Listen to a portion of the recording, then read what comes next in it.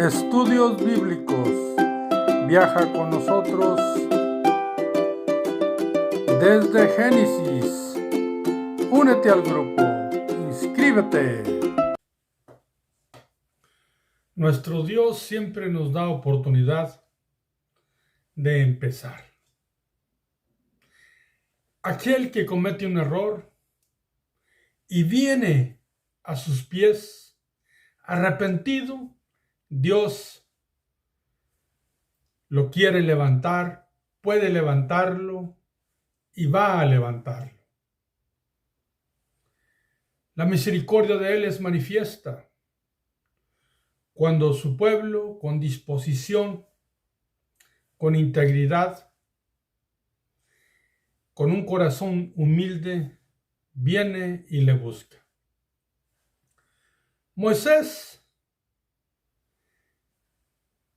está delante de la presencia de Dios.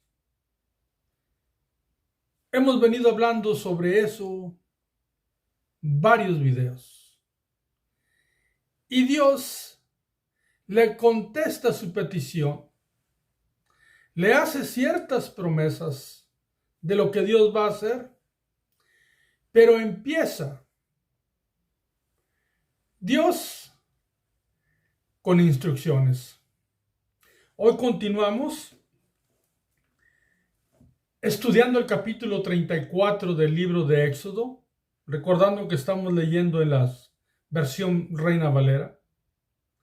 Y vamos a continuar en el versículo 5. Y abro un paréntesis para recordarle que estamos estudiando la Biblia a través de la Biblia versículo por versículo. Así es que si las miramos cronológicamente, nosotros vamos a entender mejor lo que vamos estudiando. Los invito para que se inscriban y de esa manera puedan ustedes obtener la notificación cuando entre un nuevo video. Así es que, mis amados, que Dios los bendiga y bienvenidos a Vida en la Verdad.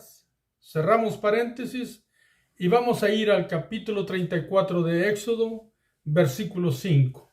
Y antes de empezar a leerlo, recordamos que del 1 al 4, Dios le había dicho a Moisés las mismas instrucciones que la primera vez que Dios le había dado las tablas escritas por el dedo de Dios. Ahora Moisés tuvo que alisar las tablas, recibió las instrucciones de Dios, subir al monte y estando en el monte, haciendo las cosas tal y como Dios se lo había dicho, Dios empezó a hablar, pero no de la manera que lo había hecho anteriormente. Dice el versículo 5, Éxodo 34, 5. Y Jehová descendió en la nube y estuvo allí con él, proclamando el nombre de Jehová. Hay algunas personas que estudian la Biblia y al leer este versículo, el versículo 5, de alguna manera se escapan de lo que realmente dice y piensan que es Moisés quien está proclamando el nombre de Jehová. Pero no es el caso.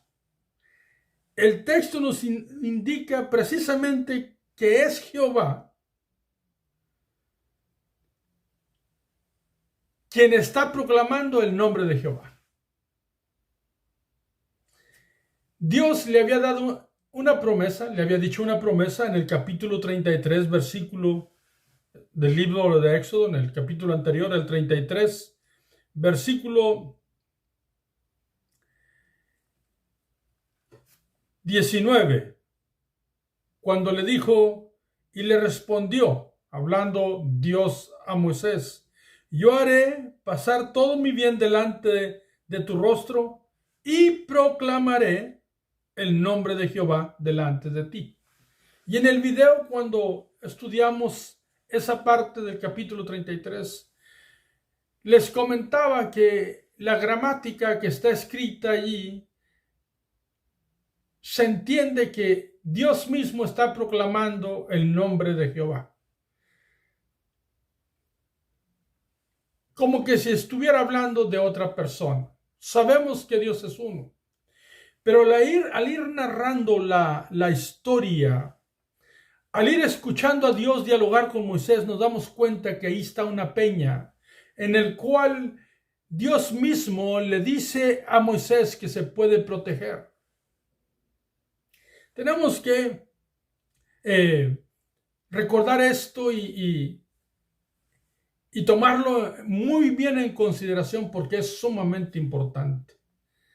Entonces Moisés, en una hendidura de la peña, ahí Dios le dijo que iba a poder ser protegido y que él le iba a tapar el rostro.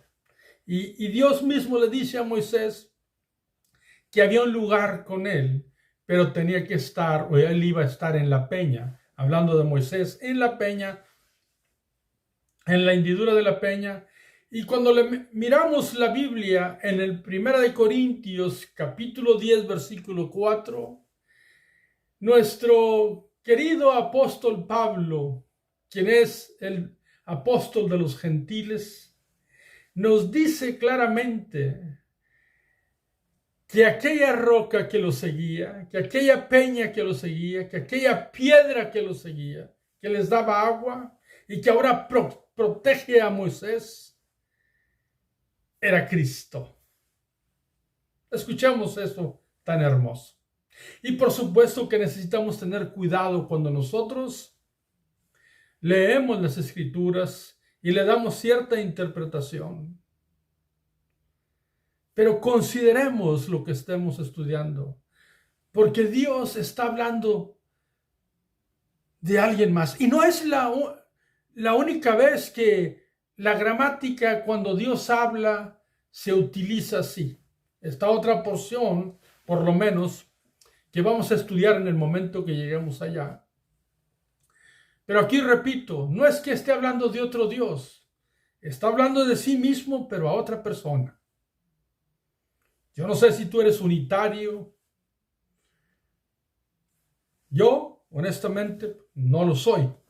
Yo soy una persona que creo profundamente en lo que enseña la palabra de Dios y creo que hay manifestaciones de Cristo mismo, velado, sí, pero ya cuando tenemos el Nuevo Testamento en nuestras manos, nos dice que todo lo pasado es para nuestra enseñanza y que son sombras de los bienes venideros. Y mismo Dios dice en su palabra, hablando Cristo con su propia boca, que Moisés escribió de él. Entonces, inclusive Cristo dijo que antes que Abraham, él fue. Así es que, o él era, o él siempre ha sido, es eterno. Cristo es eterno. Entonces, Corintios 10, 1 Corintios 10:4 nos dice que esta roca que está aquí es Cristo. Y entonces podemos entender la forma de cómo habla Dios con Moisés. Mañana voy a proclamar mi nombre. Yo mismo voy a proclamar, dice, el nombre de Jehová. Ni siquiera dice mi nombre. Él como hablando de alguien más, pero no es otro Dios. Pero es la peña. ¿Por qué podemos entender esto? Miremos. El versículo 5 del capítulo 34 nos dice que Jehová descendió en la nube, estuvo allí con él, hablando de Moisés, y Jehová dice que estaba proclamando el nombre de Jehová. Jehová proclamando el nombre de Jehová. Versículo 6. Y pasando Jehová por delante de él, proclamó. Observemos. Jehová pasó delante de ¿quién? de Moisés que estaba escondido en la peña. Entendamos eso, porque eso es lo que nos indica los últimos versículos del capítulo 33. Y proclamó, mismo Jehová proclamó. ¿Qué proclamó? Escuchemos, mismo Jehová proclamó, Jehová, Jehová, fuerte, misericordioso y piadoso, tardo para la ira y grande en misericordia y verdad. Lo que está proclamando es su carácter, su esencia. ¿Cómo él hace? Había una pregunta que Moisés le había hecho: muéstrame tu camino. ¿Qué vas a hacer con el pueblo cuando peque? Y aquí le está Dios mismo proclamando, Jehová proclamando el nombre de Jehová, hablando de su mismo carácter, del esplendor de su poder, porque la palabra fuerte, pues realmente es poderoso, es lo que dice Dios poderoso en el original. Y luego dice misericordioso, lo cual que él derrama de sus bondades, de sus bellezas.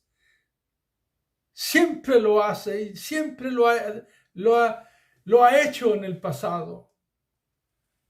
Y también dice que es piadoso, lo cual significa que es sagrado él.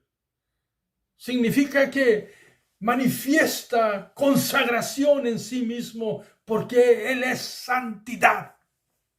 Él es santo.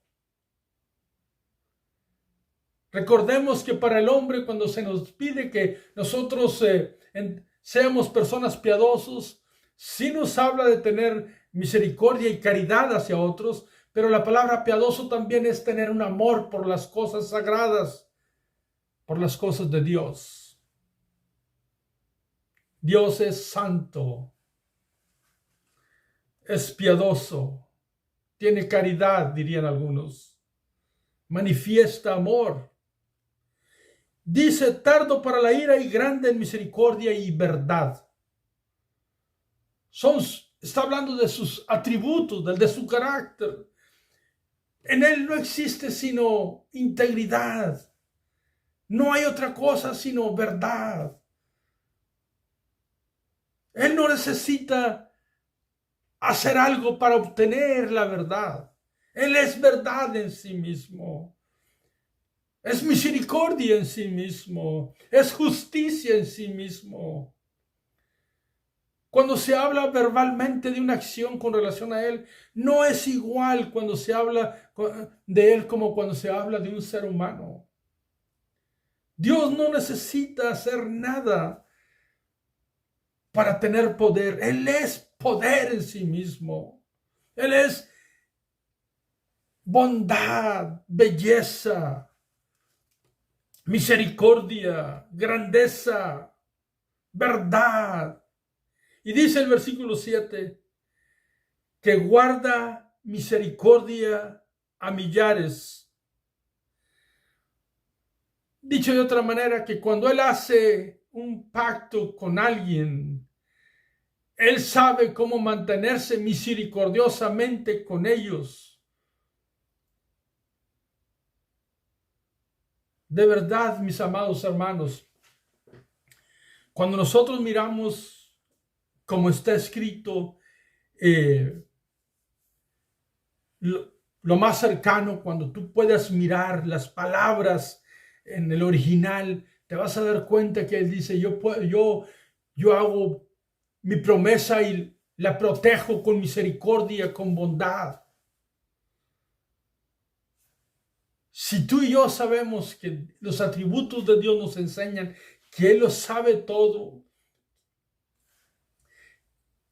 que es omnisciente, omnipresente, omnipotente, pues cuando llamó a Abraham, Él ya sabía que iban a acontecer ciertas cosas, pero en su misericordia quiso actuar,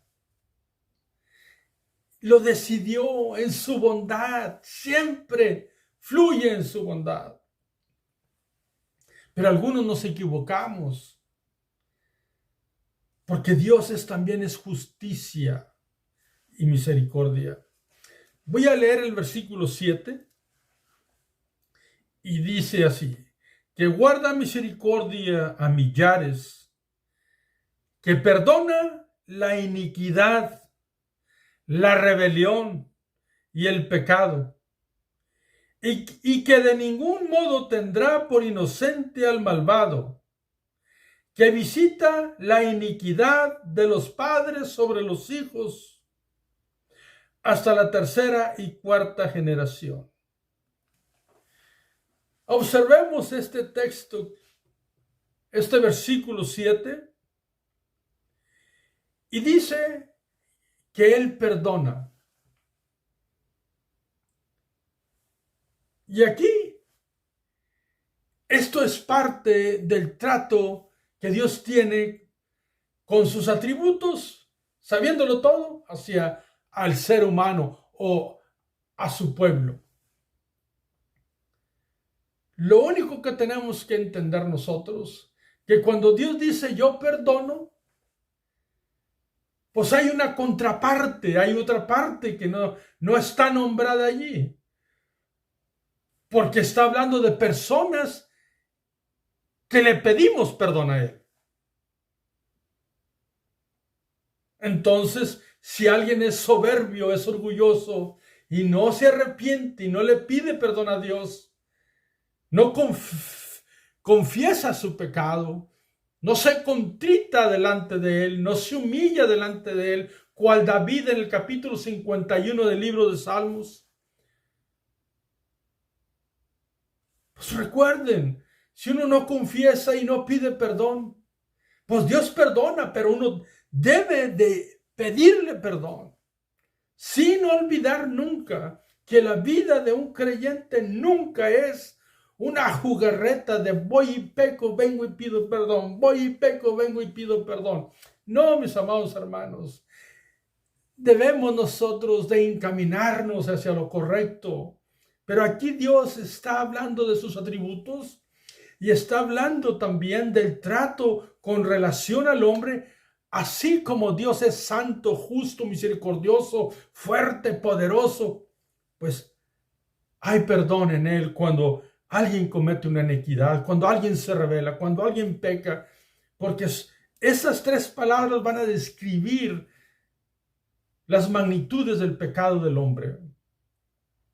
Alguien que está en pecado es alguien que nunca ha pedido perdón, está en su pecado. Alguien que se revela es alguien que ya sabe que Dios lo ama, que Dios lo puede perdonar, pero está rebelde, no quiere ni siquiera acercarse a Dios, está en suma rebeldía, sabe lo que debe de hacer, pero no lo hace por soberbia. Y alguien que practica la iniquidad, estamos hablando de injusticias grandes y también estamos hablando de verdades torcidas.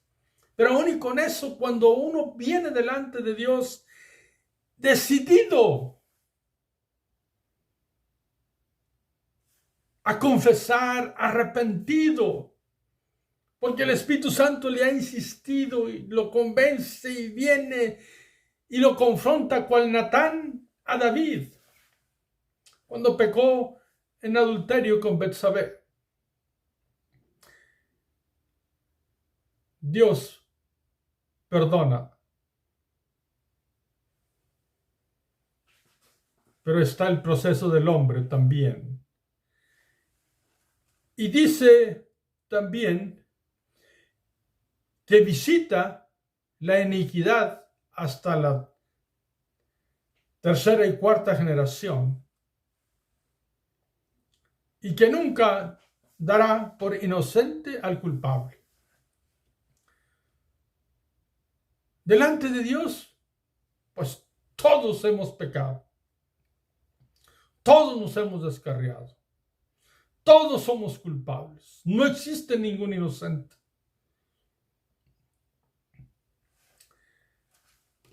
Ahora bien, ¿qué es que visita? Porque ya lo dijo también en el capítulo 20 de Éxodo. Aquellos que lo aborrecen o aquellos que no quieren proceder correctamente, que no consideran su maldad, sino que la conservan, no la consideran para alejarse y acercarse a Dios pidiéndole perdón, sino que la conservan. Esta visita, mis amados hermanos, eso no significa que Dios vaya a hacer pagar las otras generaciones por el pecado que hizo una generación. O dicho de otra manera, si un padre peca, no significa que vaya a tener que pagar el hijo, el nieto y el bisnieto. No, esta visita, si tú miras el original, significa que él va a observar con cuidado, que él va a supervisar qué es lo que está ocurriendo en ellos. Y las visitas normalmente en la Biblia, cuando Dios dice que visita, es porque quiere llevar una esperanza de cambios. Cuando Dios mira que una generación cambia, entonces las visitas, sí, Dios mira cómo está afectando el pecado a las otras generaciones, pero Dios visita también para llevar salvación a la próxima generación, pero no debe de permanecer en los pecados de los otros. Pero el pecado tiene un efecto a las otras generaciones, aunque el pecado que alguien cometió no lo va a pagar alguien más, lo va a pagar él o ella. Y recuerdo las visitas. Si otra generación sigue aborreciendo a Dios, pues el pecado va a seguir. Pero cuando alguien escucha, abre su corazón, en esa visita que Dios hace para supervisar, porque así lo dice él, dice, visito. Dios tiene misericordia por todo lo que dice anteriormente. Podemos leer amplios partes de la Biblia donde Dios nos dice que Él no quiere la muerte del impío, que lo que quiere es que viva, que cambie, que encuentre el camino correcto y Él es el camino. Cuando Moisés escucha toda esta verdad de cómo Dios hace con todos sus atributos, siendo el juez de toda la tierra, como le dijo Abraham a Jehová, pues entonces en el versículo 8, y es de esta porción, es el último versículo que vamos a leer, Éxodo 34, 8 dice, entonces Moisés, apresurándose, bajó la cabeza hacia el suelo y adoró. Observemos cuál era la prisa de Moisés en inclinarse hasta la tierra delante del único Dios misericordioso.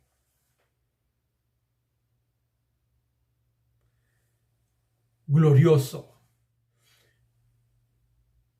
Él quería escuchar cómo era él y cómo actuaba él, cómo hacía para lidiar con los asuntos del pueblo o cómo iba a proceder, y lo escuchó con una proclamación del único Dios del universo. Pero lo habló como hablando de otra persona, pero esa persona es igual al que está hablando. Entiéndase. Jehová dijo, yo proclamaré el nombre de Jehová. Y Jehová proclamó, Jehová, Jehová. Repito, como si hablara de alguien más, pero ese alguien más es igual a sí mismo. ¿Por qué? Porque ahí está la peña, ahí está aquel que es la roca, ahí está aquel que es la piedra angular. Ahí está la roca de la salvación de todos. Ahí está la roca de la iglesia. Ahí está Cristo manifestado. Lo digo con respeto y con cuidado, pero si nosotros miramos la Biblia y su interpretación, lo podemos mirar. Y entonces entendemos por qué Jehová habló así. Y es que nosotros sabemos que en Cristo ocurrió algo súper maravilloso, jamás visto, nunca visto. Y que los profetas hablaban de aquel que habría de venir, específicamente hablando de Isaías capítulo 53. Mas hay muchas escrituras, pero quiero tocar un versículo de un salmo antes de ir al Nuevo Testamento y mirar algunos textos nada más. El Salmo 85, sí, repito, Salmo 85 habla de la misericordia de Dios. El salmista suplica por la misericordia de Dios. Y observen lo que dice en el versículo 7. Voy a leer unos 3 versículos, quizás 4. Muéstranos, oh Jehová, tu misericordia y danos tu salvación. Versículo 8. Escucharé lo que hablará Jehová Dios, porque hablará paz a su pueblo y a sus santos, para que no se vuelva a la locura. 9. Ciertamente cercana está su salvación a los que le temen, para que habite la gloria en nuestra tierra. Pero el versículo 10, miren cómo dice este hermoso versículo. La misericordia y la verdad se encontraron. La justicia y la paz se besaron. Lo voy a leer una vez más.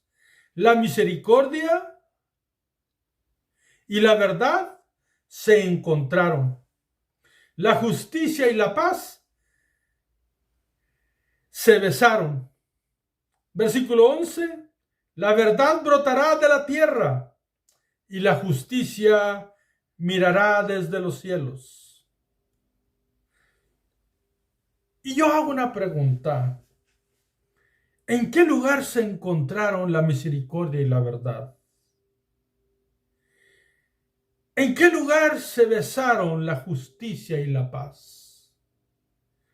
¿En dónde fue donde la verdad brotó desde la tierra o de la tierra? ¿Y dónde fue donde la justicia lo miraba desde los cielos? Y entonces nosotros podemos meditar. Y hay un lugar especial donde ocurrió todo esto. Mis amados, en aquel monte donde se puso la cruz, cargada por mismo Cristo, y allí Cristo fue crucificado, allí en ese lugar se juntaron y se besaron aquellos atributos de Dios. Y entonces el libro de San Juan nos dice en el capítulo 3, versículo 16, ese texto tan proclamado por muchos, dice, porque de tal manera amó Dios al mundo, que ha dado a su Hijo unigénito para que todo aquel que en él cree no se pierda, mas tenga la vida eterna. ¿Por qué? Porque la gracia que brotó de Cristo fue la unión de la justicia y la misericordia de Dios. Cuando estos dos atributos se unieron en la cruz, en el sacrificio de Cristo, entonces hubo un intercambio. Hubo algo que ocurrió sustituyendo Cristo nuestras propias vidas, nuestras propias personas. Y la justicia de Dios Padre quedó satisfecha. Y su misericordia también. Lo único que fue Cristo nuestro sustituto, porque el amor del Padre nos dio a su Hijo, y en su Hijo se manifestaron todos los atributos en humildad. Y entonces desde la tierra brotó. ¿Qué brotó?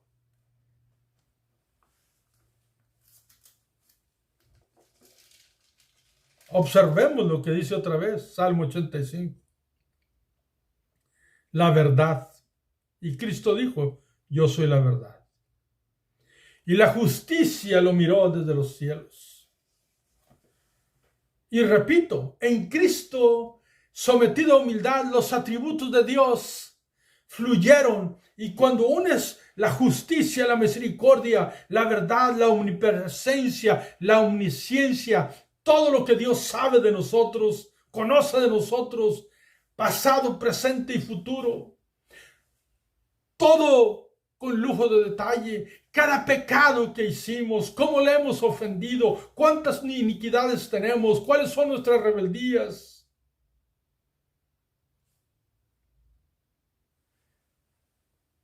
Brotó la gracia.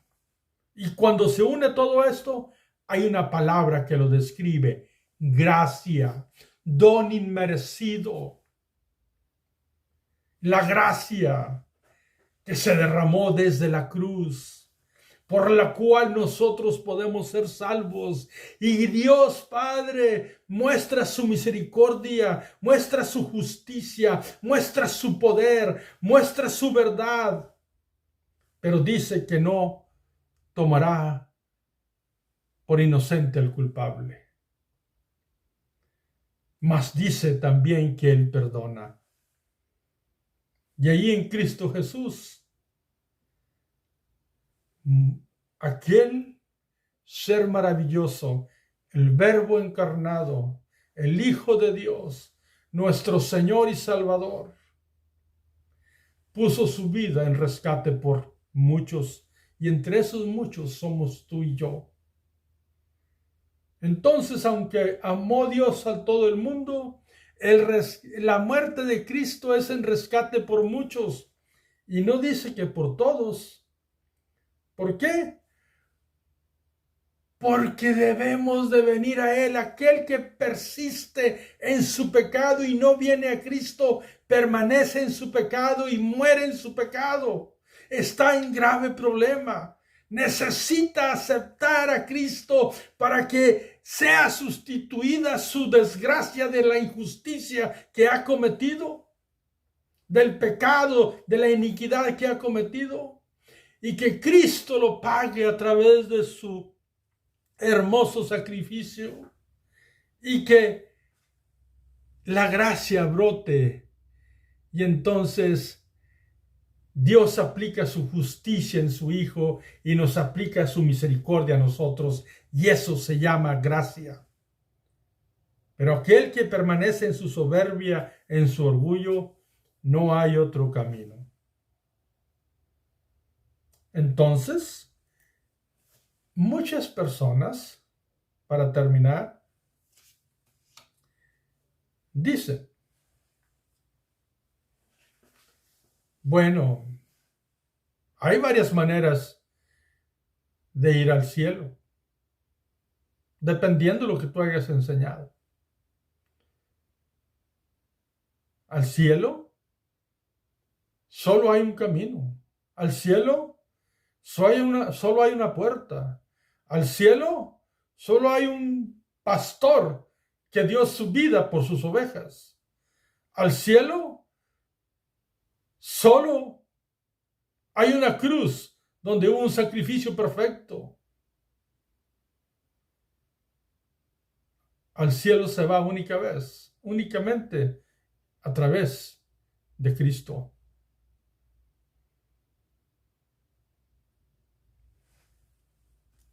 Y esa es la verdad de la misericordia de Dios.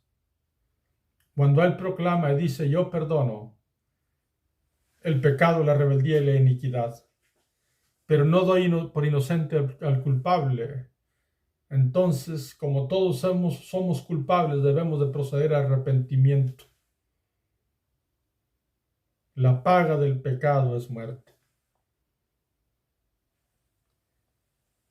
Y Cristo, que protegió como la peña a Moisés, cuando pasó la gloria de Dios, pues nosotros somos protegidos por la roca que es Cristo para entrar a la gloria de Dios, y bendito sea su nombre. Entonces, San Juan 14:6, yo soy el camino, la verdad y la vida. Nadie viene al Padre sino por mí. Y eso nadie lo dijo. Muchos pueden decir que han escuchado a Dios hablar, pero nadie puede decir que Él le dijo, tú eres mi Hijo amado, en quien tengo complacencia. A nadie se le dijo eso, nada más a Cristo. ¿Por qué? Porque Él es el unigénito Hijo de Dios, que Dios nos dio por amor. Y en Él se manifestó su gloria, su gracia se derramó para salvación a todo aquel que cree, persiste y consiste y camina creyendo. Y a Él sea la gloria y la honra por siempre a nuestro Señor. Que Dios te bendiga todo el tiempo, a ti y a tu familia. Te espero para el próximo video.